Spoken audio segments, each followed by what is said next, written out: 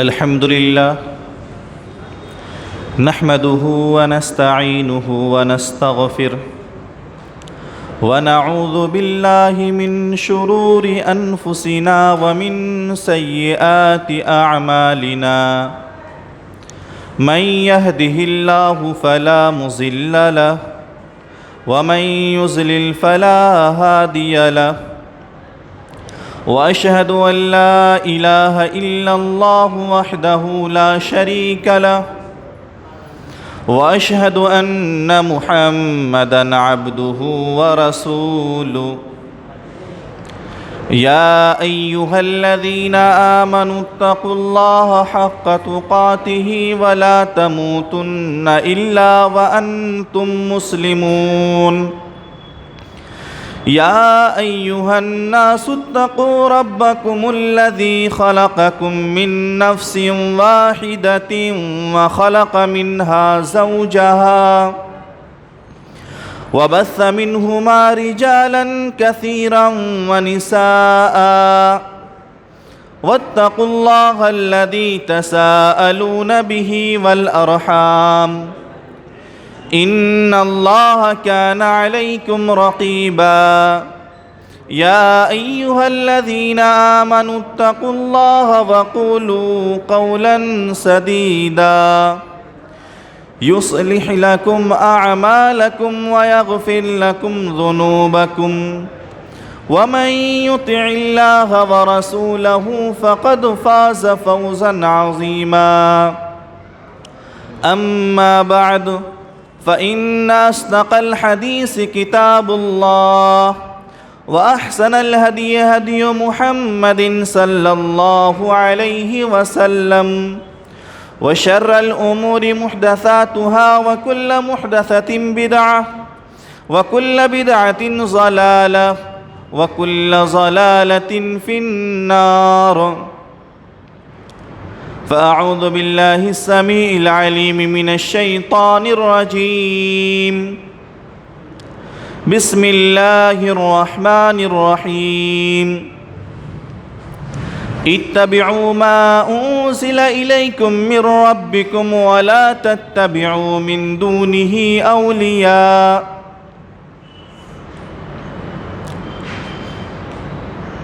حاضرین مجلس، تمام قسم کی تعریف و توصیف، حمد و ثنا، بڑائی و کبریائی، مدح و ستائش اس وحدہ لا شریک کے لیے ہے جس نے ہمیں اشرف المخلوقات بنایا اور ہماری رشد و ہدایت کے لیے پے در پے انبیاء و رسول کا مبعوث فرماتا رہا۔ درود و سلام کا نزول ہو تمام انبیاء علیہم الصلاۃ والسلام پر، خصوصاً آخری نبی احمد مجتبیٰ محمد مصطفیٰ صلی اللہ علیہ وسلم پر۔ اللہم صلی علی محمد وعلی آل محمد کما صلیت علی ابراہیم وعلی آل ابراہیم انک حمید مجید۔ اللہم بارک علی محمد وعلی آل محمد کما بارکت علی ابراہیم وعلی آل ابراہیم انک حمید مجید۔ سب سے پہلے اللہ رب العالمین کا شکر و احسان ہے کہ اس نے ہمیں یہ موقع دیا کہ ہم لوگ آپس میں بیٹھ کر قرآن اور حدیث کی باتوں کو سنیں۔ اللہ رب العالمین سے دعا ہے کہ الہ العالمین تو ہمیں صحیح اور حق بات بولنے کی توفیق عطا فرما اور ہم تمام کو ان باتوں کو سمجھنے اور اس کے عمل کی توفیق عطا فرما۔ حاضرین مجلس، آج کا یہ پروگرام اور اس کا عنوان جس کے بارے میں آپ کو بتایا گیا کہ عبادت سے پہلے عقائد کی درستگی، اس کی وضاحت کرنے سے پہلے آپ لوگ یہ سمجھ لیجئے کہ عقائد کسے کہتے ہیں اور عبادات یہ کسے کہتے ہیں، اور درستگی یعنی اصلاح اس کا معنی کیا ہے۔ عقائد یہ عقیدہ کی جمع ہے اور عقیدہ یہ عقدہ سے بنا ہے، جس کا معنی ہوتا ہے باندھنا، گرہ لگانا۔ جیسے مثال کے طور پہ کہ ایک گھوڑا ہے، اس کے گلا میں پٹا لگا ہوا ہے، اس پٹے کو اگر ہم کسی کھونٹا کے اندر باندھ دیتے ہیں، کسی کھمبے سے باندھ دیتے ہیں، یہ باندھنا جو عمل ہے یہ عقدہ ہے، اور جس کو باندھا گیا وہ عقیدہ ہے۔ تو یہ لفظی معنی ہے۔ اب وہ گھوڑا اس کھمبا کے ارد گرد ہی رہے گا، اس کے آگے وہ نہیں جا سکتا۔ شریعت میں عقیدہ بولتے ہیں کسی بھی چیز کو دل اور ضمیر سے باندھ لینا۔ عقیدہ صحیح بھی ہو سکتا ہے اور عقیدہ غلط بھی ہو سکتا ہے۔ ایک کھمبا کے اندر ہم چاہیں تو گھوڑا کو بھی باندھ سکتے ہیں اور کتا کو بھی باندھ سکتے ہیں۔ تو اگر کوئی اپنے دل کے اندر، ضمیر کے اندر صحیح چیز کو باندھ لے تو صحیح عقیدہ، اور غلط چیز کو باندھ لے تو غلط عقیدہ۔ اب صحیح چیز کیا ہے؟ اللہ رب العالمین نے قرآن کے اندر فرمایا اتبعوا ما انزل الیکم من ربکم، اتبعوا ما انزل الیکم من ربکم، کہ تم اتباع کرو ان چیزوں کی، ما انزل الیکم من ربکم، جو تمہارے جانب نازل کیا گیا ہے تمہاری رب کی طرف سے۔ تو پتہ چلا کہ ہم اپنے دل اور ضمیر کے اندر کسی چیز کو باندھیں گے تو وہ وہی چیز ہو سکتی ہے جو اللہ رب العالمین کا نازل کرتا ہے۔ تو عقیدہ کا معنی تو یہ ہوا۔ درستگی کا معنی کیا ہے؟ اصلاح۔ اللہ رب العالمین نے قرآن مجید کے اندر سورہ حجرات کے اندر فرمایا انما المؤمنون اخوہ، کہ مومن آپس میں بھائی ہے۔ فَأَصْلِحُوا بَيْنَ أَخَوَيْكُمْ، بس اگر تمہارے بھائیوں کے درمیان کبھی اختلاف ہو جائے تو تم صلح کرا دیا کرو۔ صلح کا مطلب یہ ہے، مثال کے طور پہ یہ کپڑا ہے، یہ کپڑا بیچ سے پھٹ جائے تو اس کو رفع کر دینا، یہ صلح ہوا۔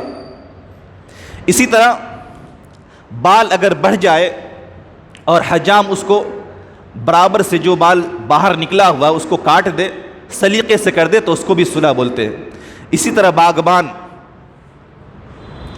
شجر کو، درخت کو، جس کے ڈال، جس کے پتے بکھرے ہوئے ہیں، اس کو اگر صحیح سے کترتا ہے، کاٹ کے ایک صحیح انداز میں کر دیتا ہے تو اس کو بھی اصلاح بولتے ہیں۔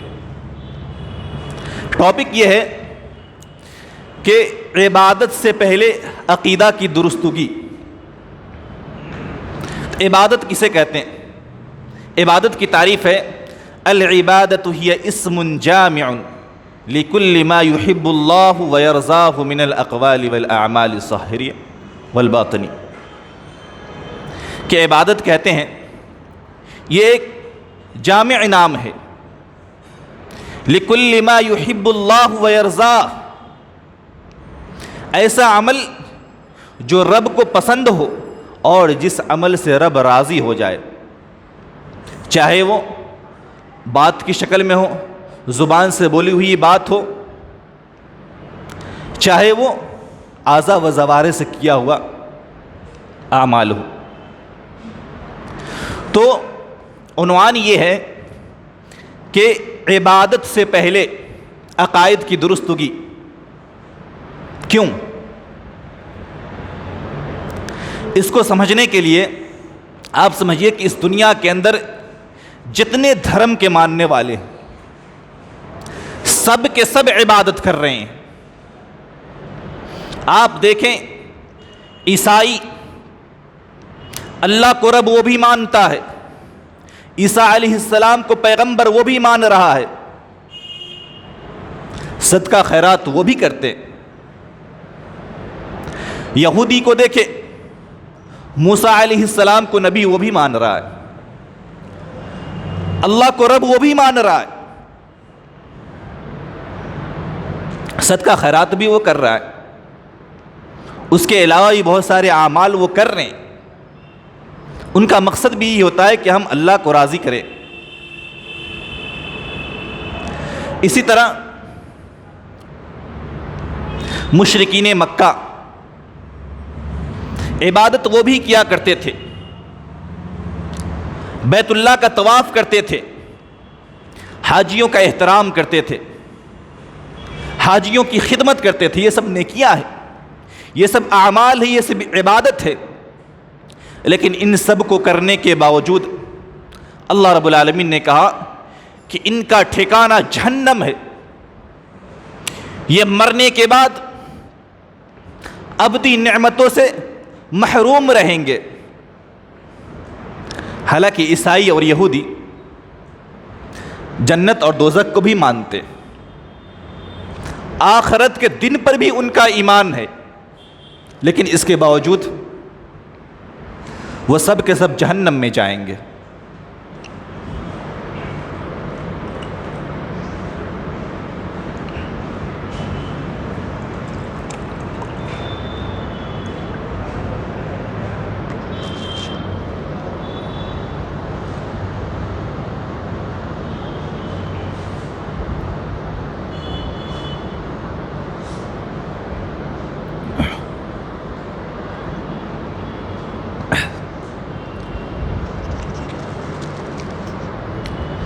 جہنم میں کیوں جائیں گے؟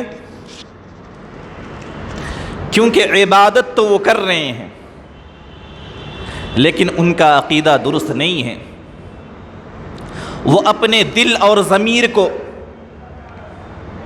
اس چیز پر نہیں لگائیں جو اللہ رب العالمین نے نازل کیا ہے۔ اور انسان جب مر جاتا ہے تو مرنے کے بعد قبر میں جب انسان سے سوال ہوتا ہے تو سوال عبادت کے بارے میں نہیں ہوتا، اعمال کے بارے میں نہیں ہوتا، بلکہ عقیدہ کے بارے میں سوال ہوتا ہے۔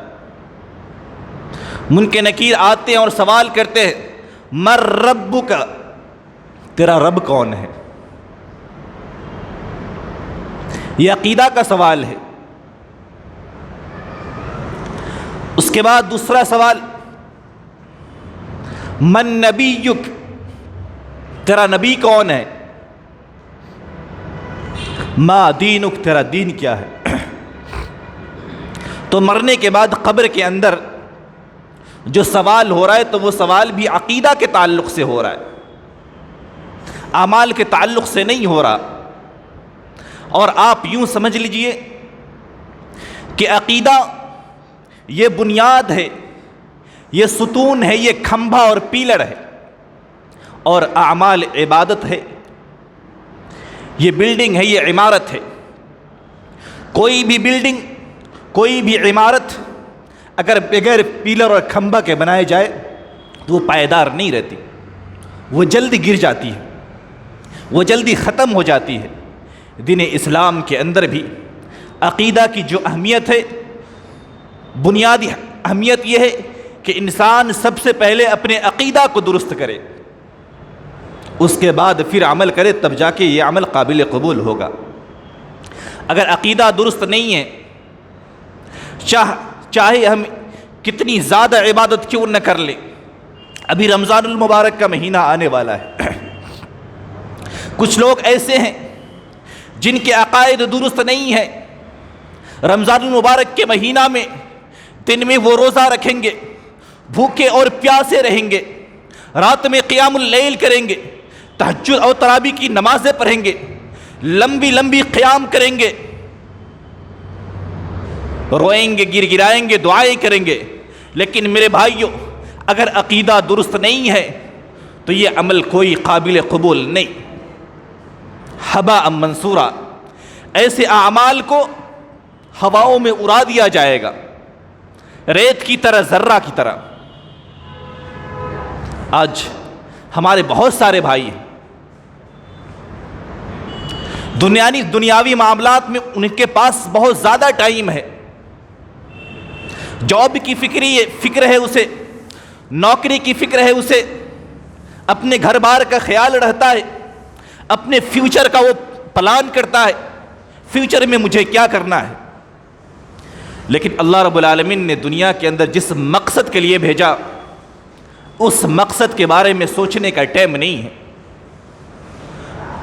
اس مقصد کو سمجھنے کا ٹائم نہیں ہے، اپنے وقت کو یوں ہی ضائع اور برباد کر دیتے ہیں، اور جو اعمال وہ کر رہے ہیں یہ سمجھتے ہیں کہ یہ صحیح ہے۔ اب ایک سوال پیدا ہوتا ہے کہ اگر ایسی بات ہے تو ہم کس مذہب کو صحیح مانیں، کس مذہب کا عقیدہ صحیح ہے؟ کچھ باتیں ہیں اپنے ذہن میں رکھ لیں۔ کسی بھی مذہب کو اگر آپ کو پرکھنا ہے کہ یہ صحیح ہے یا نہیں ہے، اس کا عقیدہ صحیح ہے یا نہیں، تو چند اصول ہیں، اس پہ آپ پرکھ سکتے ہیں۔ اس مذہب کا عقیدہ صحیح اور درست ہوگا جو توحید کا علم بردار ہوگا، جو توحید کا علم بردار ہوگا اور شرک سے بیزار ہوگا، جس کی دعوت یہ ہوگی کہ اللہ کے علاوہ کوئی معبود برحق نہیں، ہمارا خالق مالک رازق صرف اور صرف اللہ رب العالمین ہے۔ دوسری چیز یہ کہ یہ مذہب فطری طور پر جو مذہب کا عقیدہ صحیح ہوگا وہ مذہب فطرت کے طریقے پر ہوگا۔ آپ دیکھ لیں دیگر مذاہب کے اندر اعمال کے تعلق سے، عبادات کے تعلق سے فطرت کو نہیں دیکھا گیا۔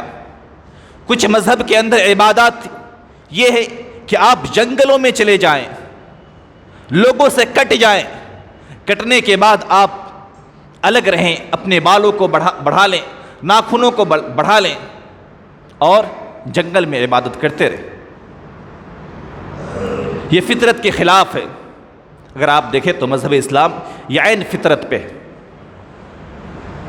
مذہب اسلام کے اندر وَإِنَّ لِرَبِّكَ عَلَيْكَ حَقًّا وَإِنَّ لِنَفْسِكَ عَلَيْكَ حَقًّا وَإِنَّ لِأَهْلِكَ عَلَيْكَ حَقًّا۔ مذہب اسلام یہ سمجھاتا، یہ بتلاتا، یہ سکھلاتا ہے کہ آپ پر آپ کے رب کا بھی حق ہے۔ وَإِنَّ لِرَبِّكَ عَلَيْكَ حَقًّا وَإِنَّ لِنَفْسِكَ عَلَيْكَ حَقًّا۔ آپ پر آپ کے نفس کا بھی حق ہے۔ وَإِنَّ لِبَدَنِكَ عَلَيْكَ حَقًّا۔ آپ پر آپ کے بدن کا بھی حق ہے۔ آپ رات میں سوئیں بھی، آپ عبادت بھی کریں، آپ روزہ بھی رکھیں اور افطار بھی کریں، آپ شادی بھی کریں، آپ کے بچے بھی ہوں، آپ کی نسلیں بھی بڑھیں۔ آپ دیکھیں مذہب اسلام ہی وہ مذہب ہے جو عین فطرت کے مطابق ہے۔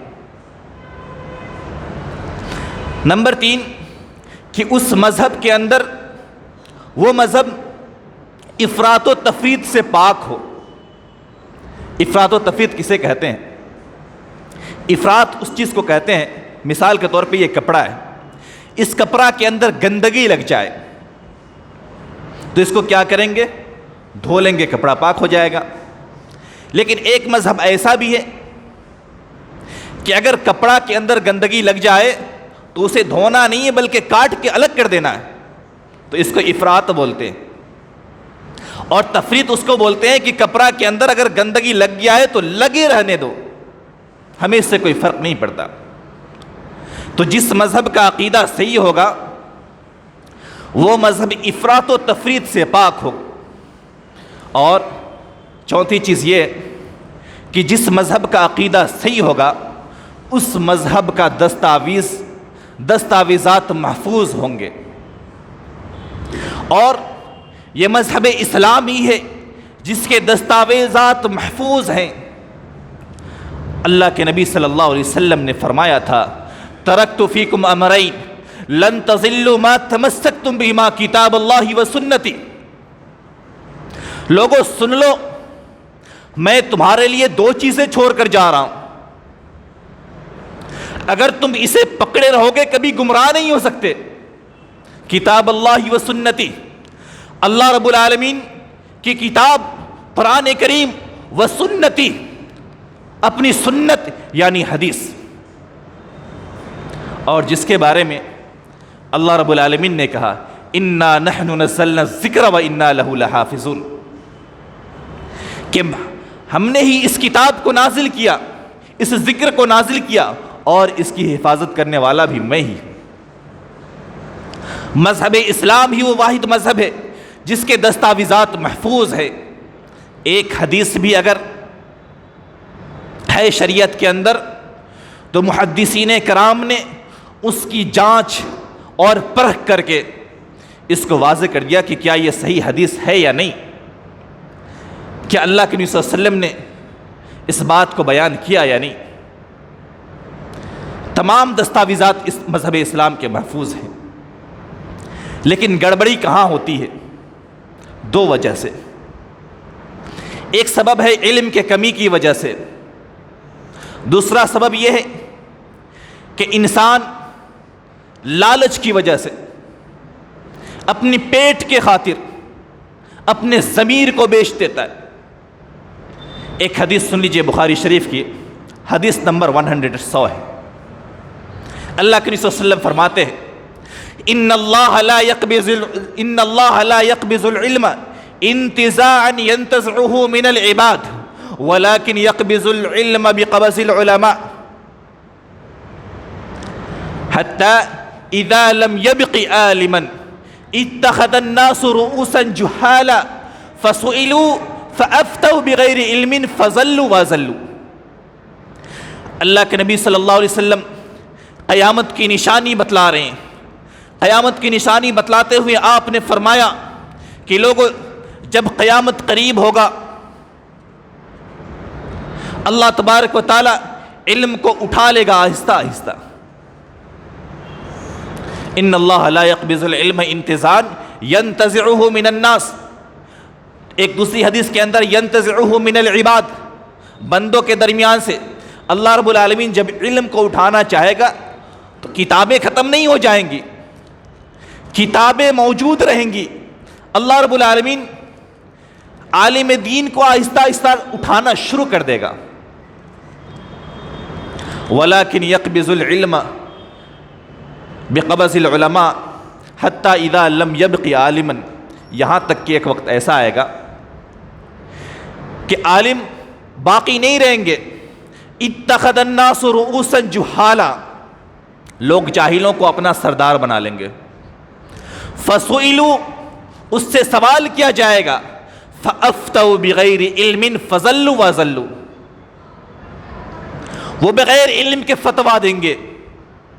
فضلوا وضلوا، وہ خود گمراہ ہوں گے اور لوگوں کو گمراہ کریں گے۔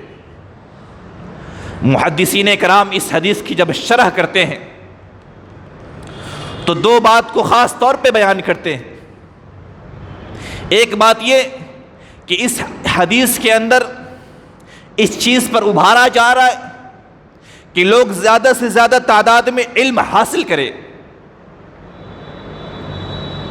دوسری چیز یہ ہے کہ اس حدیث کے اندر یہ کہا گیا کہ اللہ رب العالمین جب علم کو اٹھائے گا تو آہستہ آہستہ علماء کو اٹھانا شروع کرے گا، کتابیں اس دنیا کے اندر محفوظ رہیں گی۔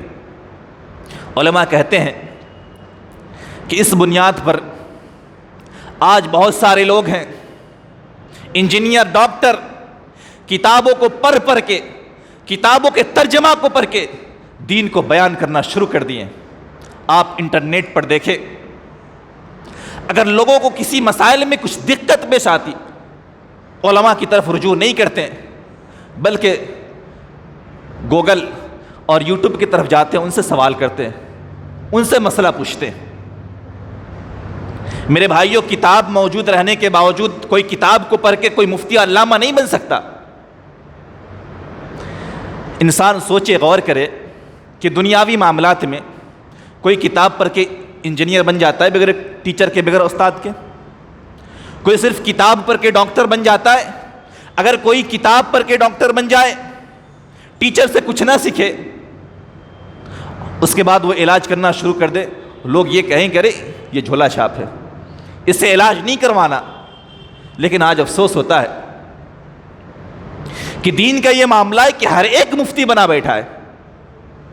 دین کے اندر جو بد عقیدگی آئی ہے اس کی ایک سب سے بڑی وجہ یہ ہے کہ لوگ علماء سے کٹ کے، لوگ علماء سے ہٹ کے کتابوں کو پڑھ کے، کتابوں کے ترجمہ کو پڑھ کے اور اپنی طور پر استدلال اور تعویلات کرنا شروع کر دی.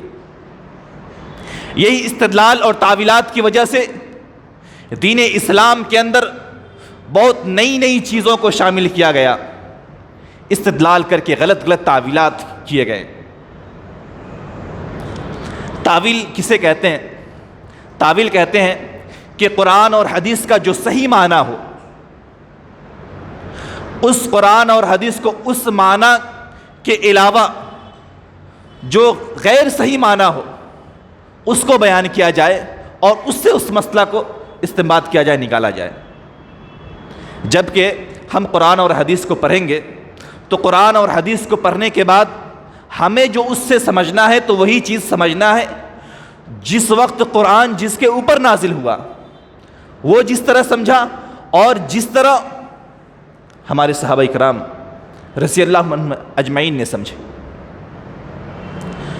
اللہ کے نبی صلی اللہ علیہ وسلم مکہ کے اندر نبوت ملنے کے بعد 13 سال تک صرف اور صرف عقیدہ توحید لوگوں کو سمجھاتے رہے. 13 سال تک روزہ نہیں، نماز نہیں، زکوٰۃ نہیں، حج نہیں، صرف عقیدہ توحید بتلاتے رہے 13 سال تک. اور اللہ کے نبی صلی اللہ علیہ وسلم نے ان 13 سالوں میں صحابہ کرام کے عقیدہ کو اتنا مضبوط کر دیے کہ رب گواہی دیتے ہوئے قرآن کے اندر کہتا ہے فَإِنْ آمَنُوا بِمِثْلِ مَا آمَنْتُمْ بِهِ فَقَدْ اهْتَدَوْا. اے دنیا والو سن لو، اگر تمہیں ہدایت پانا ہے، اگر تمہیں کامیاب ہونا ہے، فَإِنْ آمَنُوا بِمِثْلِ مَا آمَنْتُمْ بِهِ. ہمارے نبی نے اپنے صحابی کو جس طرح کا ایمان اور عقیدہ دیے تھے ویسا ایمان اور عقیدہ اپنے اندر پیدا کر لو. فَقَدْ اهْتَدَوْا، تب جا کے تم ہدایت پاؤ گے. نماز 13 سال کے بعد، پھر اس کے بعد روزہ فرض ہوا، پھر اس کے بعد زکوٰۃ، پھر اس کے بعد حج تو اللہ کے نبی صلی اللہ علیہ وسلم کے وفات سے چند دنوں پہلے فرض ہوا تھا. یہ سب عبادات ہیں. لیکن اللہ کے نبی صلی اللہ علیہ وسلم 13 سال تک صرف توحید کی دعوت دی، صرف عقیدہ کی دعوت دی. اور یہ عقیدہ توحید ہے جس کو ہم لوگ بہت ہی ہلکا میں لے لیتے ہیں. لیکن میرے بھائیوں یاد رکھنا، ہمارے استاد فضیلت الشیخ دکتور ابراہیم مدنی حفظہ اللہ ہمیشہ یہ نصیحت کیا کرتے ہیں اپنے طلباء کو کہ عزیز طلباء، دنیا کے اندر تمہیں چاہے کتنی بھی پریشانیاں اور مشکلات کا سامنا کرنا پڑے، سب چیز بیچ دینا لیکن عقیدہ کبھی مت بیچنا.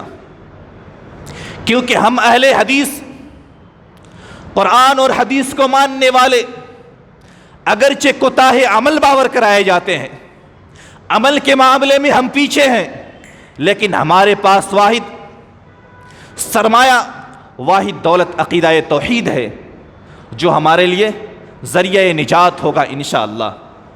اس بات کو اپنے ذہن میں آپ باندھ لیں، رکھ لیں کہ چاہے زندگی کے اندر کتنے مشکلات حالات سے کیوں نہ گزرنا پڑے، اپنے دولت کو، دھن کو بیچ دیں، اپنی زندگی کو داؤ پر لگا دیں، لیکن توحید کا سودا نہ کریں.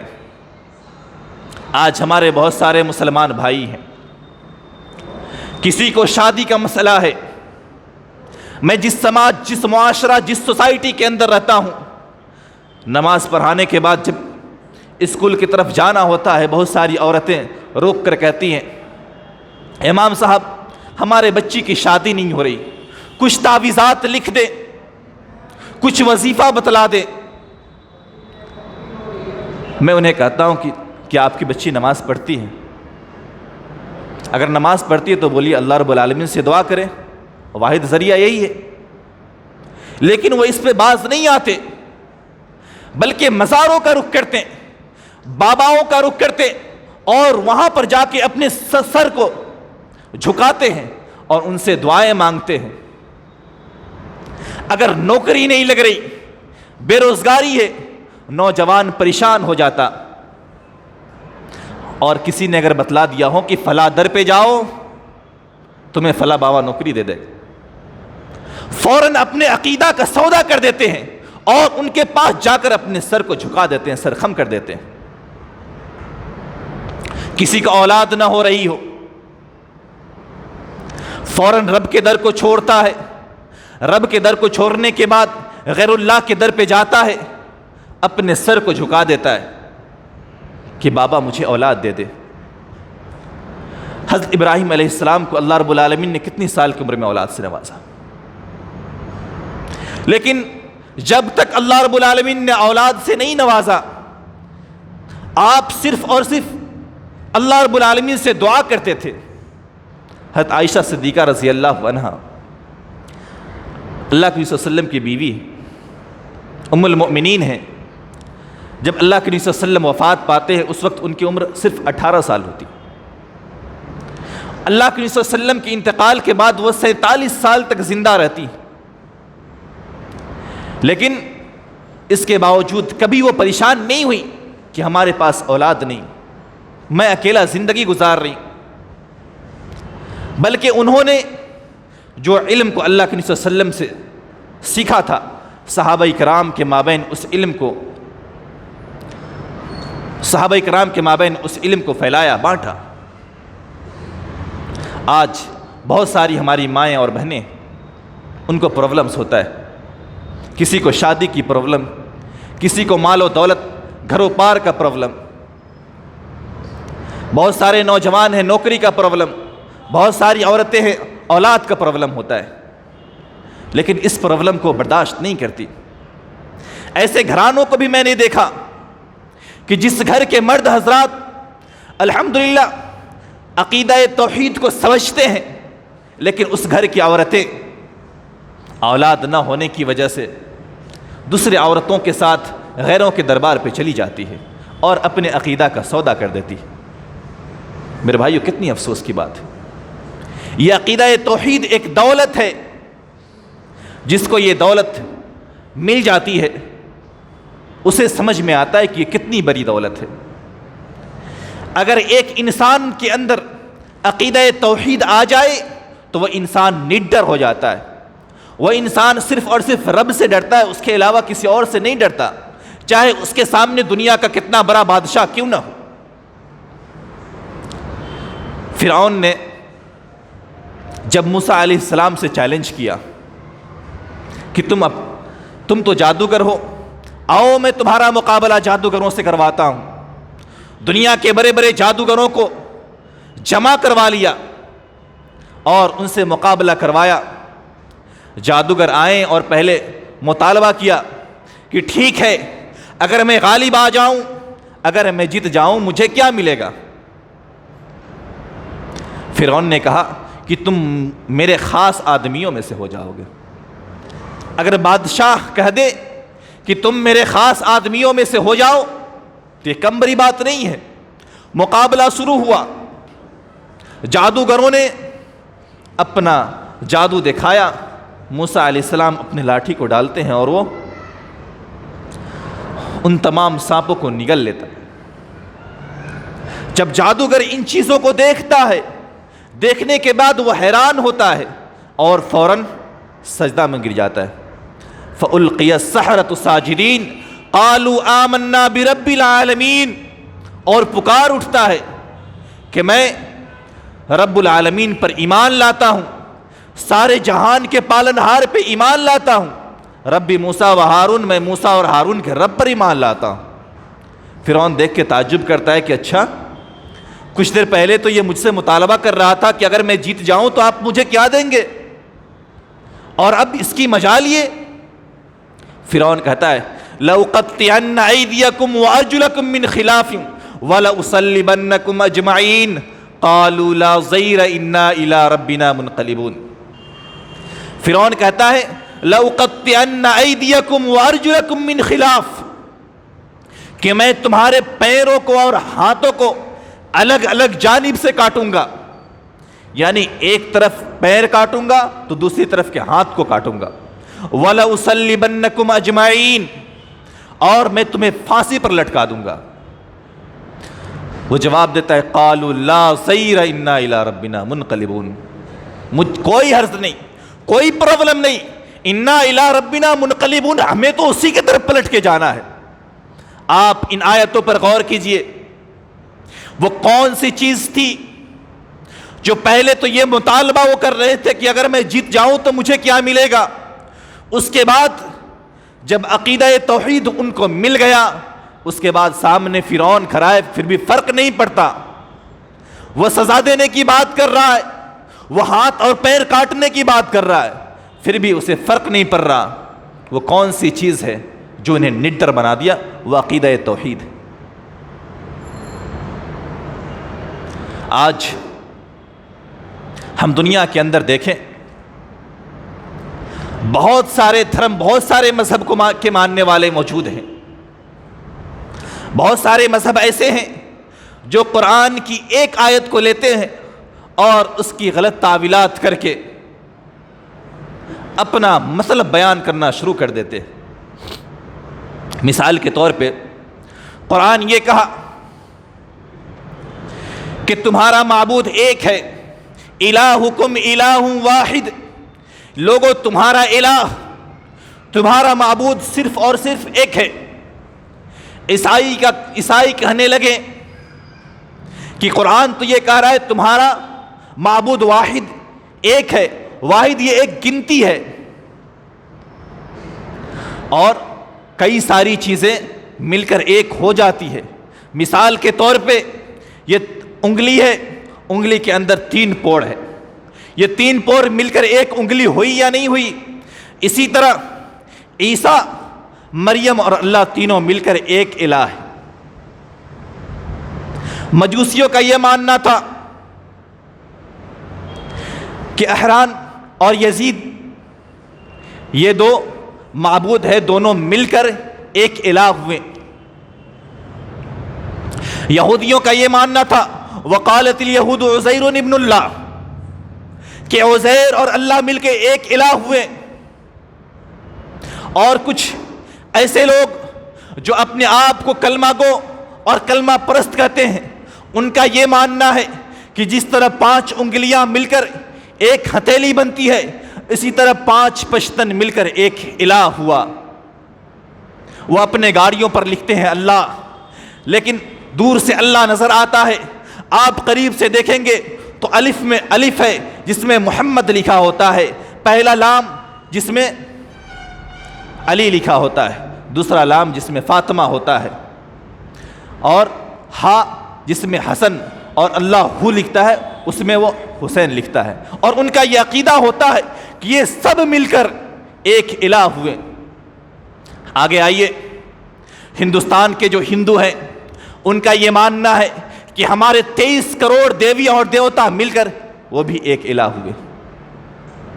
اللہ کے نبی صلی اللہ علیہ وسلم کے رشتہ دار، اللہ کے نبی صلی اللہ علیہ وسلم کے جو خاندان والے ہیں، ان کا یہ کہنا ہے کہ ہمارے 360 معبود جو خانہ کعبہ کے اندر موجود تھے وہ سب مل کر ایک الہ ہوئے۔ اور آگے بڑھتے ہیں،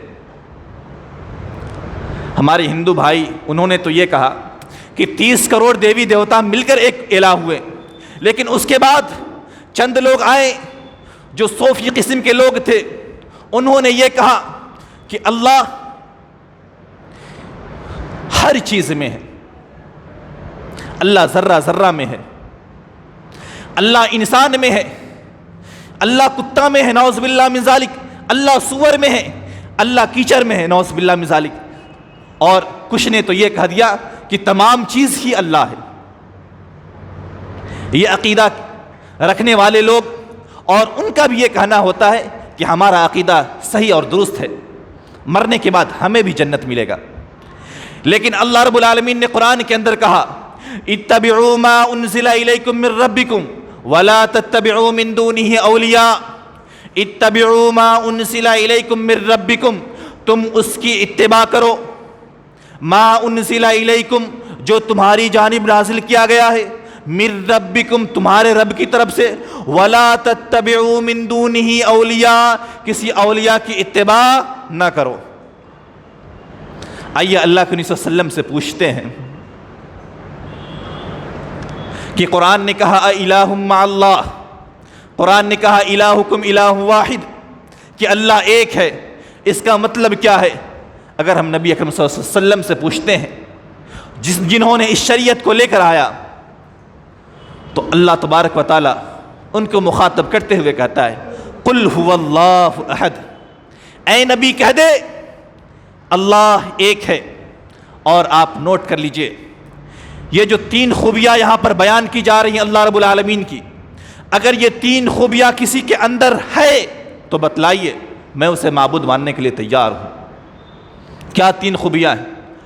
قل هو اللہ احد، اے نبی کہہ دیجئے اللہ ایک ہے، اللہ الصمد وہ بے نیاز ہے۔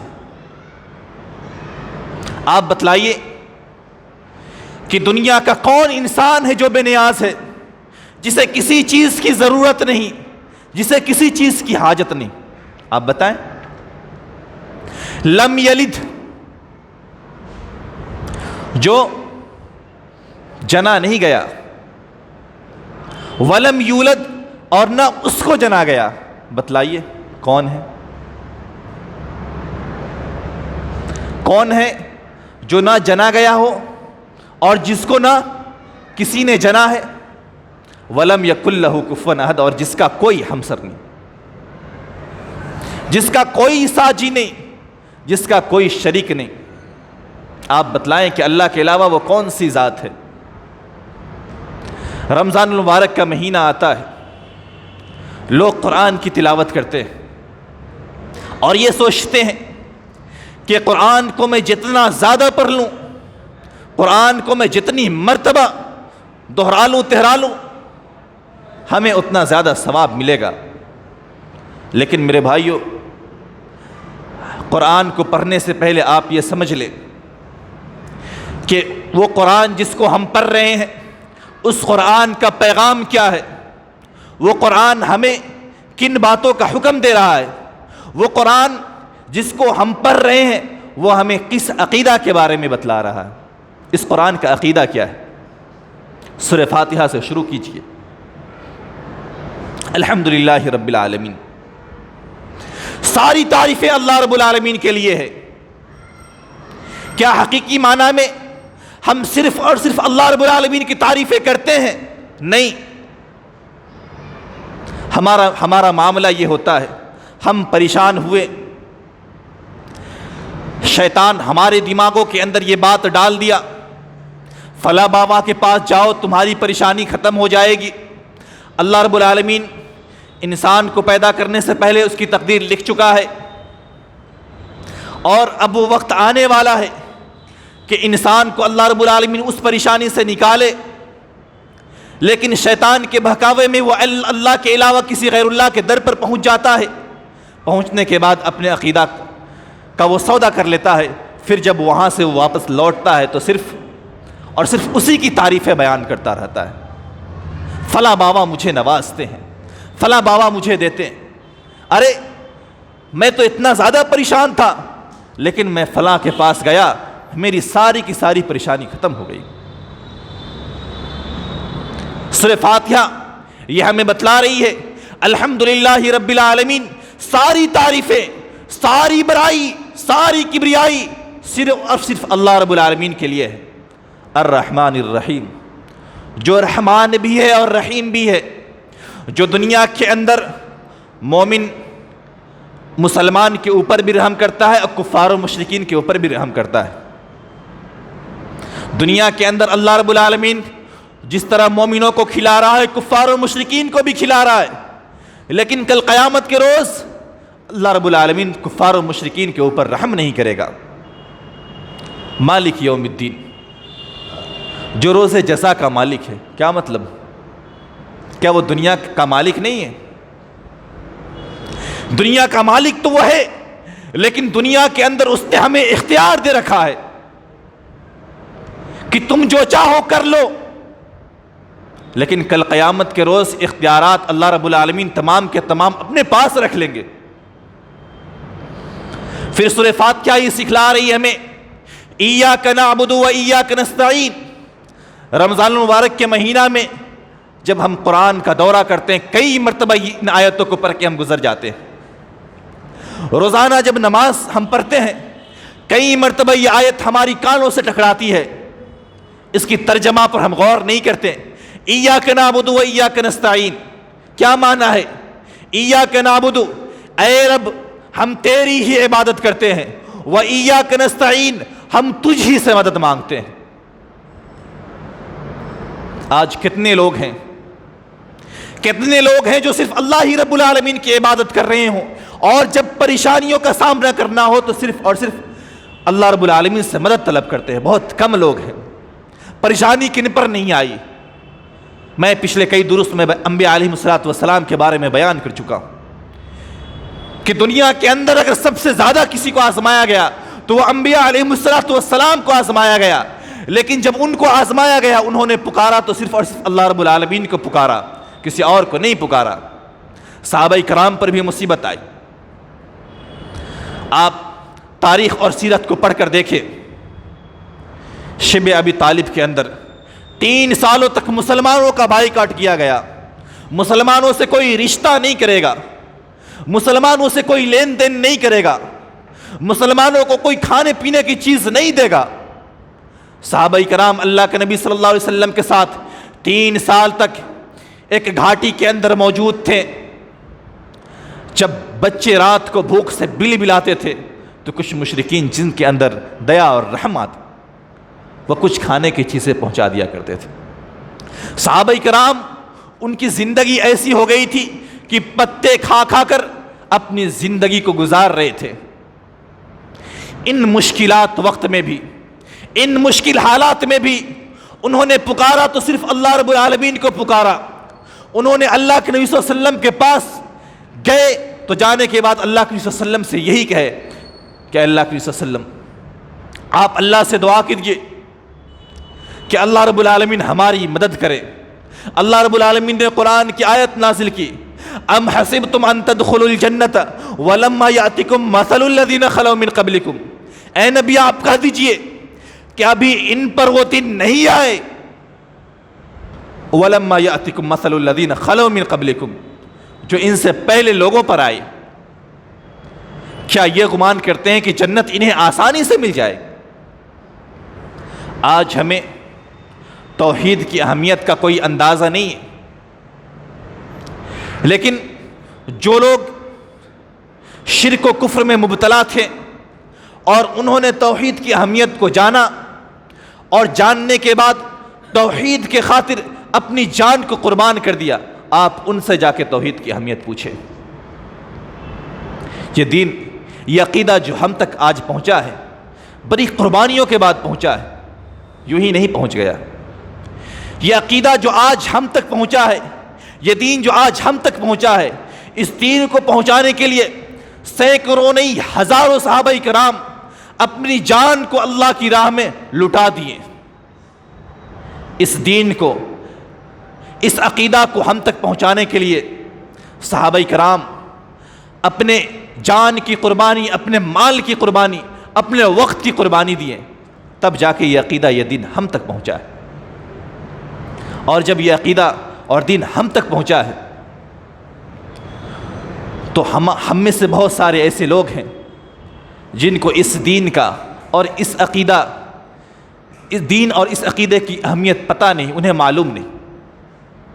میرے بھائیوں، آپ جان لیجئے کہ کل قیامت کے روز انسان جو کوئی عمل کرتا ہے، جو کوئی عبادات کرتا ہے، اگر اس کا عقیدہ درست نہ ہو تو وہ عمل قابل قبول نہیں بلکہ رب کی بارگاہ میں ریجیکٹڈ ہو جائے گا۔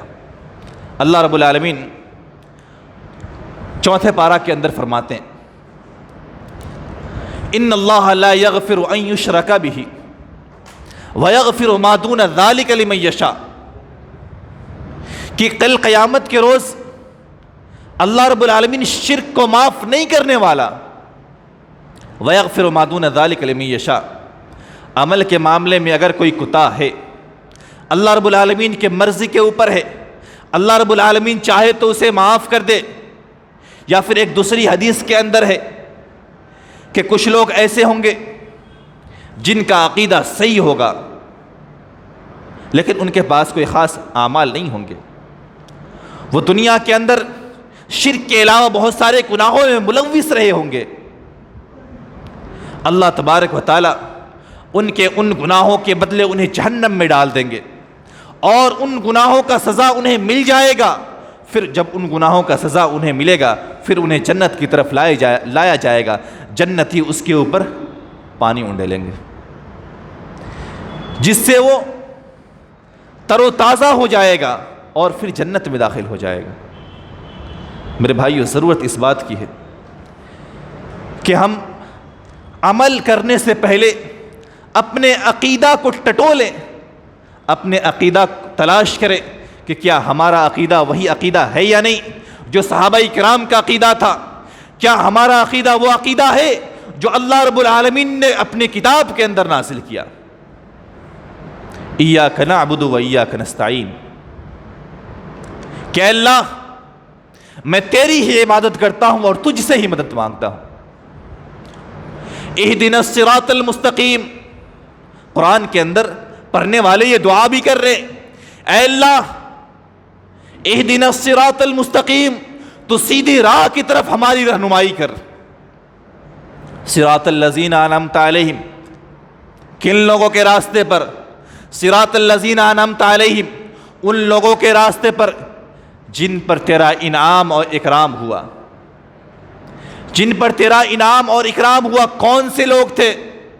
انبیاء علیہم السلام تھے، شہداء تھے، صالحین تھے۔ ان لوگوں کا راستہ کیا تھا؟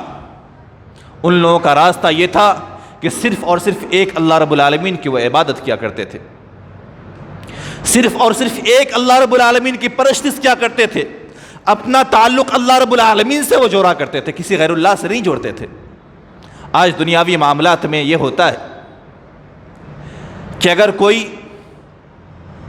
نیتا ہے جو پاپولر ہے، جس کے پاس کچھ پاور ہے، اگر کسی انسان کا اس سے تعلق ہو جائے، کہیں پر کچھ معاملہ بگڑ رہا ہو، وہ فخر سے کہتا ہے کہ میں فلاں کا بندہ ہوں، میں فلاں ایم ایل اے کا آدمی ہوں، میں فلاں نیتا کا آدمی ہوں۔ لیکن انبیاء علیہم السلام وہ فخر سے کہا کرتے تھے انی عبداللہ، لوگوں میں اللہ کا بندہ ہوں، میرا واسطہ اللہ رب العالمین سے ہے، میں اللہ کا بندہ ہوں جو تیرا بھی خالق ہے، جو میرا بھی خالق ہے۔ ایاک نعبد و ایاک نستعین اہدنا الصراط المستقیم، اے اللہ تو ہمیں سیدھا راستہ دکھا، صراط الذین انعمت علیہم، ان لوگوں کا راستہ جن پر تیرا انعام ہوا، جن پر تیرا اکرام ہوا، جو شہداء ہیں، صالحین ہیں، جن کا عقیدہ درست تھا، جن کا عقیدہ وہ عقیدہ تھا جو اللہ رب العالمین کی طرف سے نازل کیا گیا ہو۔ غیر المغضوب علیہم ولا الضالین، اے اللہ ان لوگوں کے راستہ سے بچا، غیر المغضوب علیہم، جو گمراہ ہوئے، جن پر تیرا غضب نازل ہوا، اور جو لوگ گمراہ ہوئے۔ اللہ کا غضب کن پر نازل ہوا؟ یہودیوں کے اوپر۔ اللہ کا غضب کن پر نازل ہوا؟ عیسائیوں کے اوپر۔ گمراہ کون ہوئے؟ عیسائی گمراہ ہوئے۔ ان لوگوں کا عمل کیا تھا؟ ان لوگوں کا عقیدہ درست نہیں تھا۔ عبادت کے معاملے میں وہ آگے تھے، عبادت وہ کیا کرتے تھے؟ نمازیں وہ بھی پڑھا کرتے تھے، نبی کو وہ بھی مانتے تھے، جنت و جہنم کا تصور بھی تھا ان کے اندر، لیکن ان کا عقیدہ درست نہیں تھا۔ وہ عزیر کو اللہ کا بیٹا مانتے تھے، عیسائی عیسیٰ علیہ السلام کو نعوذ باللہ من ذالک اللہ کا بیٹا مانتے تھے، اور آج مسلمان ہے جو اللہ کے نبی صلی اللہ علیہ وسلم کو اللہ کا ایک جز مانتے ہیں۔ کہتے ہیں یا نہیں کہتے کہ اللہ تبارک و اللہ کے نبی صلی اللہ علیہ وسلم اللہ تبارک و تعالیٰ کے نور ہی کا ایک نور ہے؟ یہ عقیدہ ہے یا نہیں مسلمانوں کا؟ نور من نور اللہ کہہ رہے یا نہیں کہہ رہے ہیں؟ اللہ رب العالمین نے قرآن کے اندر ان عقیدہ کا رد فرمایا۔ آج مسلمانوں کا یہ ماننا ہے، کچھ لوگ یہ ہیں جیسے میں نے بتلایا کہ ان کا یہ عقیدہ ہے کہ اللہ رب العالمین ہر جگہ موجود ہے۔ آئیے قرآن سے ہم پوچھتے ہیں کہ اللہ رب العالمین کہاں موجود ہے؟ الرحمن علی العرش استویٰ، قرآن ہمیں جواب دے رہا ہے، قرآن ہم سے کر رہا ہے کہ رحمان یہ عرش پر مستوی ہے۔ امام مالک سے کسی نے سوال کیا کہ اللہ رب العالمین عرش پر مستوی ہے تو مستوی استوا یعنی بیٹھنے کی کیا کیفیت ہے؟ امام مالک جواب دیتے ہیں الاستوا معلوم، یہ استوا یہ بیٹھنا یہ تو معلوم ہے، کیونکہ اللہ رب العالمین نے قرآن کے اندر کہا الرحمن علی العرش استویٰ کہ رحمان عرش پر مستوی ہے، والکیف مجہول، اس کی کیفیت کیا ہے یہ مجہول ہے، یہ ظاہر نہیں کیا گیا، یہ بتایا نہیں گیا۔ والسؤال عنہ بدعہ، اور اس کے متعلق سوال کرنا بدعت ہے۔ ہمارے استاد دکتور ابراہیم صاحب عقیدہ کے بہت ماہر ہیں، بہت بزرگ ہیں، علامہ احسان الہی ظہیر کے ساتھیوں میں سے ہیں۔ وہ کہتے ہیں کہ میں نے اپنے بہت سارے طالب علم کو، ذہین طالب علم کو دیکھا کہ عقیدہ کے معاملے میں جو سلف کے منہج سے ہٹتے ہیں، جو صحابہ کرام کے منہج کو سے ہٹ کر خود تعویلات کرنا شروع کر دیتے ہیں، ایک وقت ایسا آتا ہے کہ وہ گمراہ ہو جاتے ہیں۔ میرے بھائیوں، تو ہمیں اور آپ کو چاہیے کہ اس عقیدہ پر ہم عمل کریں جو اللہ کے نبی جناب محمد رسول اللہ صلی اللہ علیہ وسلم لے کر آئے، اس عقیدہ پر عمل کریں جو صحابہ کرام رضی اللہ عنہم اجمعین نے عمل کر کے دکھایا، جس کے بارے میں رب نے کہا کہ ہمیں وہی عقیدہ قابل قبول ہے جو صحابہ کرام کا عقیدہ تھا، اگر اس طرح عقیدہ لے کر تم آ رہے ہو تو تم ہدایت یافتہ ہوگے، اس کے علاوہ اگر تم کوئی اور عقیدہ لے کر آؤ گے تو ہمارے یہاں یہ عقیدہ قابل قبول نہیں ہے، ریجیکٹڈ ہے۔ ظاہر سی بات ہے کہ جب قیامت کے روز اگر فیصلہ ہوگا وہاں پر جس کا عقیدہ درست نہیں ہوگا تو اللہ رب العالمین اس سے بات نہیں کرے گا، اس سے کلام نہیں کرے گا، اس کو ڈائریکٹ جہنم میں داخل کر دیا جائے گا۔ تو آج کتنے مسلمان ہیں جو عقیدہ کو چھوڑ کر عبادات کو پہلی جز بناتے ہیں اور وہ یہ سوچتے ہیں کہ صرف ہم عبادت کر لیں ہمارے لیے کافی ہے۔ بہت سارے لوگ کہتے ہیں کہ ہمیں مسئلہ مسائل کے اندر پڑھنے کی ضرورت نہیں، ہمیں زیادہ بحث و تکرار کرنے کی ضرورت نہیں، ہمیں زیادہ اختلاف میں پڑھنے کی ضرورت نہیں، بس ہم نماز پڑھ لیں، قرآن پڑھ لیں، ہمارے لیے یہی کافی ہے۔ لیکن میرے بھائیوں، نماز، روزہ، حج، زکوٰۃ یہ تمام کی تمام چیزیں بعد کی چیزیں ہیں۔ اگر عقیدہ درست ہو تو پھر نماز، قرآن، زکوٰۃ، صدقات یہ ہمارے کام آئے گا، ورنہ اگر ہمارا عقیدہ درست نہیں ہو تو نماز، قرآن، زکوٰۃ کوئی کام نہیں آنے والا۔ آخر میں اللہ رب العالمین سے دعا کرتے ہیں کہ الہ العالمین تو ہم تمام مسلمانوں کو صحیح عقیدہ سمجھنے اور اس پر عمل کرنے کی توفیق عطا فرمائے، آمین۔ آپ لوگوں کے پاس کوئی سوال ہے؟